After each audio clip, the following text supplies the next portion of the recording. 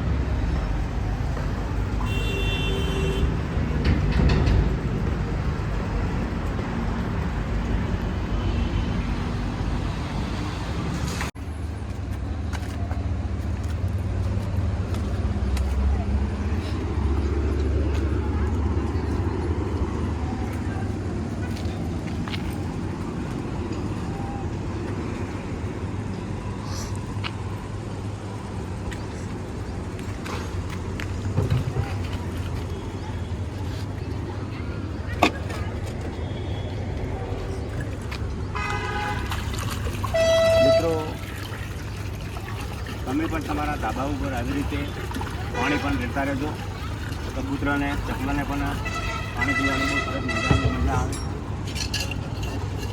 આવું કાર્ય કરતા રહેજો મિત્રો, મને પણ ભગવાન બહુ ખુશ રાખશે, માતાજી ખુશ રાખશે।